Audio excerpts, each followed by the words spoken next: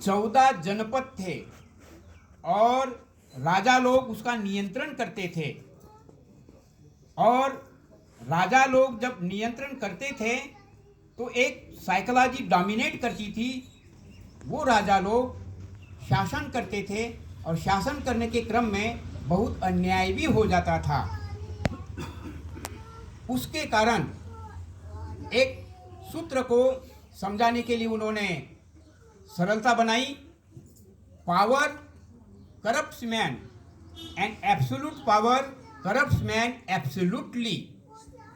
किसी मनुष्य को जब पावर मिलता है तो उसका वो दुरुपयोग करना भी शुरू कर देता है। तो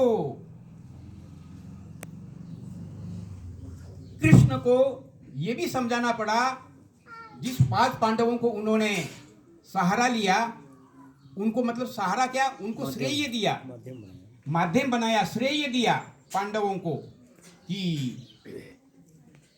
अर्जुन उसके विरोध में जा रहे थे। मतलब एक लोभ के कारण या जो सांसारिक लोभ और मानसिकता जो थी, वो मेरे गुरुजन लोग हैं, मैं इनका संहार कैसे करूं।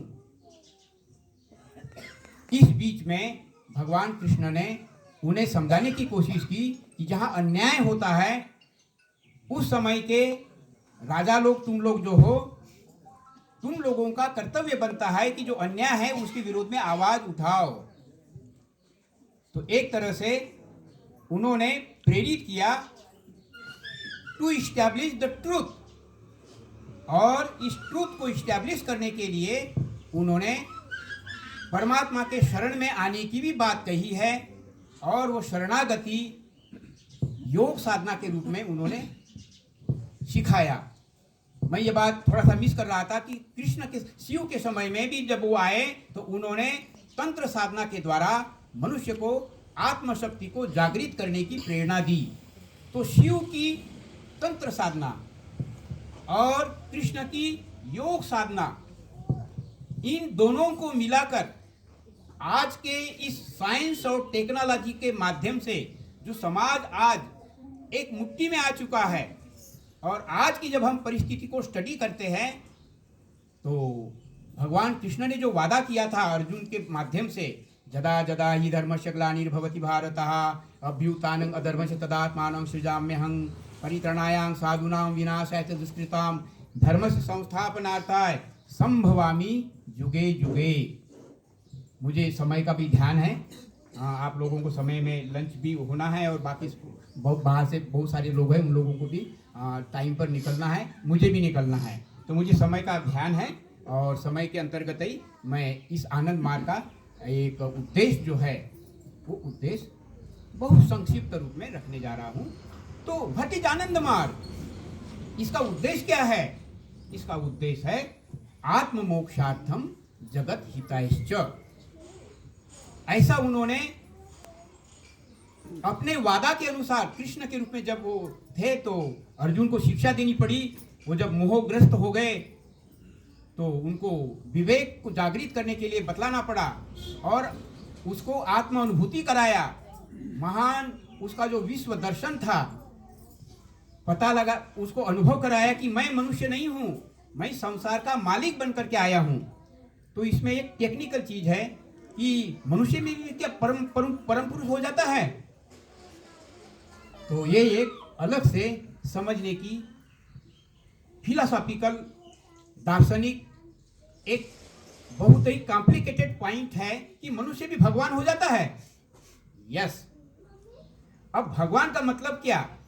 जैसा कि अभी हम लोगों ने स्वाध्याय में सुना, परम पुरुष तुम्हारे साथ है, उसको आपको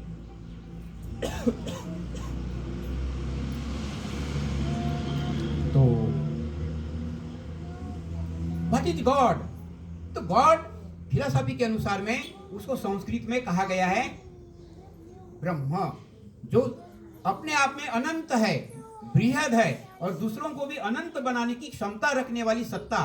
that is called बृहत्वाद Brahma and बृहन्नत्वाद ब्रह्म। तो अकेले थे, उन्होंने ये संसार बनाया। संसार बनाया तो कैसे बनाया होगा? तो उस परमात्मा का एक सरल नाम है, वैज्ञानिक लोगों को वैज्ञानिक दृष्टि से समझने के लिए, that is a supreme energy. लेकिन वो जो सुप्रीम एनर्जी है, वो चरम सत्ता जो है, वो ब्लाइंड नहीं है, बिजली की ऊर्जा है। उसके नंगे तार को टच करेंगे तो झटका मार करके हमारा प्राण ले लेगा, तो उसमें चेतना नहीं है। लेकिन इस संसार का जो सर्वोपरि पावर है, जिसको परमात्मा कहा जाता है, he is full of energy. लेकिन वो एनर्जी चेतनामय है, और एनर्जी का एक लॉ है, energy can transform from one form to the another form. तो अकेले थे, सर्वशक्तिमान थे, तो उन्होंने ही लीला के अंतर्गत ये संसार को बनाया, this colourful world. This world includes plants, animals and we humans. तो पेड़ पौधे हैं, पशु पक्षी भी है, और मनुष्य जगत है। तो मनुष्य जगत सबसे ज्यादा उन्नत है, और पेड़ पौधों में, पशु पक्षियों में इंडिपेंडेंट, स्वतः निर्णय लेने की क्षमता नहीं रहती है। तो वो नेचर से धीरे धीरे ऊपर उठते हैं, उसका इवोल्यूशन होता है। लेकिन मनुष्य जीवन जब मिल जाता है, तो मनुष्य के साथ में और पशु और पेड़ पौधे के जो 3 कैटेगरीज है, उसमें मनुष्य को एक इंडिपेंडेंट माइंड दे देते हैं। वो देखो भाई, ये तुमको माइंड मिला हुआ है, अब तुम इस मन से जैसे कार्य करोगे ऐसा फल बनेगा, मतलब संस्कार बनेंगे, उसको तुमको भोगना होगा। अब इस कर्म को करने के लिए गुरुदेव आनंद मूर्ति जी ने, अब चूंकि ये संसार साइंस और टेक्नोलॉजी से बहुत आगे बढ़ चुका है, तो शिव का तंत्र, मतलब आत्मज्ञान को जागृत करने का पद्धति, और योग मतलब जो है भौतिक, मानसिक और आध्यात्मिक जीवन की ये 3 स्तर है। शरीर से ज्यादा मन है, मन से ज्यादा आत्मिक शक्ति है। तो वो जो परमात्मा की ऊर्जा हमारे भीतर में छिपी हुई है, उसको जागृत करने के लिए उन्होंने अब आज के इस युग में आत्म मोक्षार्थम के माध्यम से बहुत ही सरल साधना दी है, और उसकी शुरुआत उन्होंने किया है। ये जो बाबा नाम केवलम है, सब लोग बोल रहे हैं कि बहुत सारे ओम नमः शिवाय है, हरिओम तत्सत है, उधर और भी दूसरे जो रिलीजन्स है वो लोग बोलते हैं अल्लाह अकबर। ऐसा बहुत सारे डिफरेंट अपने अपने गोष्ठियों में वो प्रचलन जा रहा है, और अलग अलग गोष्ठी डेवलप हो रही है। लेकिन अलग अलग जो आज प्रचार हो रहा है, उसमें बहुत बड़ा संघर्ष पैदा हो रहा है, हिंदू, मुस्लिम, सिख, ईसाई आदि आदि। इसीलिए ये जो विश्व युद्ध के रूप में धीरे धीरे शेप लेने जा रहा है, यूक्रेन का जो युद्ध है, यूक्रेन और रशिया, ये यूक्रेन और रशिया नहीं है, उसमें America guided by NATO thought और रशिया कम्युनिस्ट थॉट, अब ये डोमिनेंट होकर करके संसार को बर्बाद करने का एक कुत्सित प्रयास चल रहा है। और ये प्रयास, इसके पहले भी हिरोशिमा और नागासाकी जैसे सुंदर शहरों को बर्बाद करने की कोशिश की गई और बर्बाद हो गया, उसका डर भी है। फिर भी ये शैतानी माइंड अध्यात्म के अभाव में जड़ हो जाता है, स्वार्थी हो जाता है, दुनिया का मालिक बनना चाहता है, और दुनिया का जो मालिक है उससे उसको कोई वास्ता नहीं है। और इसीलिए ये जो गुरुदेव बाबा है, इनको अब समझने में आसानी हो जाएगी। थोड़ा सा समय ज़्यादा लग पा रहा है, माफ करेंगे। बाबा जो है, सभी लोगों को पता होगा कि ये जेल में थे। अब बाबा जेल में क्यों थे? बाबा को अभी 12 फरवरी का हम लोगों ने सारी दुनिया में एक विशेष डे मनाया। 12 फरवरी जो था, दैट इज कॉल्ड नीलकंठ दिवस। जैसे भगवान शिव ने मंथन क्रिया जो हुई थी समुद्र की, उसमें जो जहर है और अमृत है, अमृत तो लोगों को बांटने के लिए दिया, लेकिन जहर को भी कहीं लेने वाला चाहिए था। तो भगवान साक्षात शिव के रूप में सारे जहर को अपने नीलकंठ के रूप में यहाँ एकत्रित किया, और वो नीलकंठ दिवस के रूप में हम लोग आनंद मूर्ति जी के लिए भी, मतलब आनंद मार्ग के सदस्य लोग फॉलो करते हैं। क्यों? तो आत्म मोक्षार्थम के लिए उसने साधना दी। साधना के द्वारा जो अभी स्वाध्याय में हम लोगों ने सुना कि परम पुरुष से प्यार करोगे, निस्वार्थ भाव से सेवा करोगे, तो वो कहलाएंगे सद्विप्र। तो गुरुदेव आनंद मूर्ति जी ने आध्यात्मिक दर्शन के साथ में एक सामाजिक अर्थनैतिक दर्शन भी दिया, जिसके कारण आज गरीब गरीब बन रहा है, अमीर अमीर बन रहा है।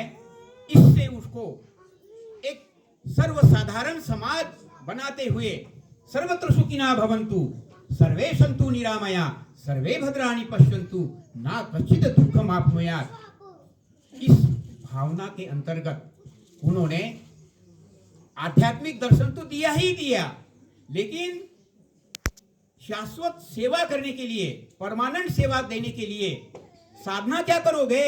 भूखे भजन होई गोपाला, अरे ले लो अपनी कंठी माला, ऐसे कहने वाले बहुत लोग हैं। और आजकल के पढ़े लिखे लड़के लोग, हम लोग जो कॉलेजों में यूनिवर्सिटी में जाते हैं, स्वामी जी आप तो ड्रेस पहन लिया, स्वामी जी हो गए, आपको खाने पीने के लिए तो मिल ही जाता है, हमारा क्या होगा? एंड इन लैक्स पढ़े लिखे लोग अनएम्प्लॉयड हो रहे हैं आज, और इसके वजह से क्रिमिनलाइजेशन, बहुत ही विध्वंसक मानसिकता के कारण मनुष्य विनाशकारी कार्य कर रहे हैं। और जो जितना बड़ा पढ़ा लिखा वो उतना बड़ा शोषक, उतना बड़ा क्रिमिनल आज पैदा हो रहा है। इसीलिए ये गुरुदेव आनंद मूर्ति जी आए और इन्होंने बहुत ही बृहद उद्देश्य के साथ में आनंद मार्ग की स्थापना की। आत्म मोक्षार्थम जगत हितायश्च, तो आत्म मोक्ष करने के लिए साधना की जरूरत है, लेकिन भूखे भजन होई गोपाला, तो उसके लिए निम्नतम आवश्यकताओं की गारंटी युक्त ऐसा समाज चाहिए। वो समाज दिया है गुरुदेव आनंद मूर्ति जी ने। उस फिलॉसफी का नाम है प्रगतिशील उपयोग तत्व। प्रगतिशील उपयोग तत्व एक ऐसा नया दर्शन है, और ये नया दर्शन है आज की जो शोषक व्यवस्था है, ये जो पूंजीवाद और साम्यवाद का दोनों जो ग्रुप, आप लोग जैसे कि जानते हैं विश्व स्तर पर अब लड़ाई शुरुआत हो चुकी है। तो ये त्रुटिपूर्ण दो दर्शन हैं, पूंजीवाद और साम्यवाद।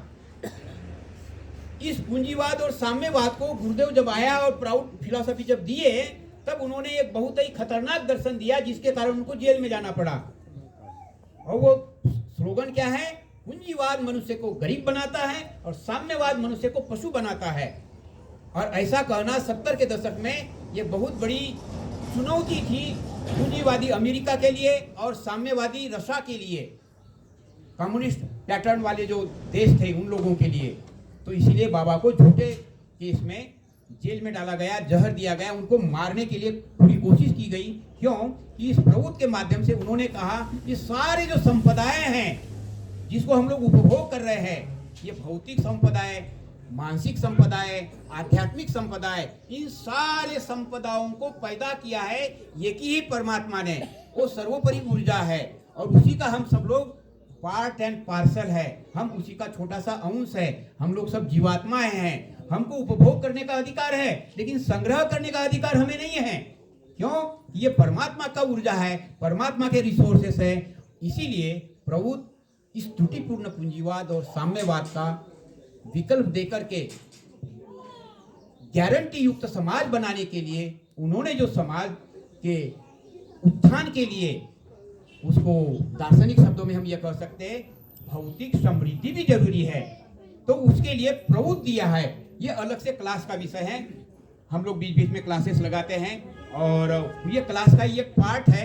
ये क्लास एक्चुअली होना था सुंदरनगर में, आज सेकंड संडे है, तो सेकंड संडे यहाँ होता है सुंदरनगर में, इसलिए दीदी को भी बुलाया गया और ये हमारे भक्ति प्रधान जी ऑर्गेनाइज कर रहे थे। जनरली वहाँ ऑर्गेनाइज किया जाता है ये सेकंड संडे को। तो हमने ही कहा अनिल जी जब यहाँ ऑर्गेनाइज कर रहे हैं तो उनको मौका दीजिए और उनको हम लोग साधुवाद करेंगे, क्योंकि इनके माध्यम से नया लोग, इस इलाके के लोग ज्यादा इकट्ठे होंगे और आए। तो मैं अनिल जी को बहुत ही साधुवाद देते हुए हम लोगों को ये जो आनंद मार्ग का परिचय है देने का एक सुअवसर प्राप्त हुआ है। तो कंक्लूड करने के क्रम में मैं यही कहने जा रहा हूँ कि ये जो त्रुटिपूर्ण पूंजीवाद और साम्यवाद का विकल्प जो कि अगाध संपदा चंद हाथों में सिमट रहा है। और ये जो युद्ध हो रहा है उसके पीछे साइकोलॉजी बहुत ही सिंपल है कि ये जो उन्नत देश है, रशिया, चाइना, अमेरिका और नाटो वाले जो, तो इन लोगों का जो वार के लिए जो इंस्ट्रूमेंट होता है, लड़ने के हथियार, वो हथियार बेचने का ये षड्यंत्र है। मतलब जो कुछ भी हो जाए, समाज चाहे विध्वंस हो जाए, चाहे हिरोशिमा नागासाकी जैसे ध्वंस हो जाए, लेकिन हमारा हथियार बिकना चाहिए और मुझे लाभ मिलना चाहिए। तो ये जो लोभ की प्रवृत्ति है, लोभ के द्वारा धन अर्जित करना और गरीब और अमीर के बीच में खाई बांटना और समाज का जो संतुलन है उसको बिगाड़ा जा रहा है। पूरा संतुलन बिगड़ रहा है, सब लोग जानते हैं। इसके वजह से अनएम्प्लॉयमेंट भी हो रहा है। तो गुरुदेव आनंद मूर्ति जी उसी उद्देश्य से आए, एक विश्व स्थापना के लिए, विश्व हमारा, धरती अपनी, विश्व पिता के लाल, नया संसार बसाएंगे, नया इंसान बनाएंगे। इस उद्देश्य के साथ उन्होंने हम लोगों को चुना है और इसको चुनने के लिए हम लोग अभी भी स्टडी करने के लिए कोशिश कर रहे हैं, लेकिन पूरी तरह से नहीं पकड़ रहे हैं। लेकिन जिस समय में नरसिम्हा राव प्राइम मिनिस्टर थे, उसी समय में यूएनओ ने आनंद मार्ग को रिकॉग्नाइज किया, यूएनओ इंटरनेशनल लेवल पर। और हम लोगों के 30 लोगों को वहां कोपेनहेगन में वर्ल्ड कन्वेंशन हो रहा था, उसमें नरसिम्हा राव जी थे, लेकिन हमारे जैसे 30 सन्यासी भी लोग थे। तो हम लोगों का तो बहुत ही खतरनाक नारा खास करके वो कम्युनिस्ट लोगों के लिए दिया हुआ है।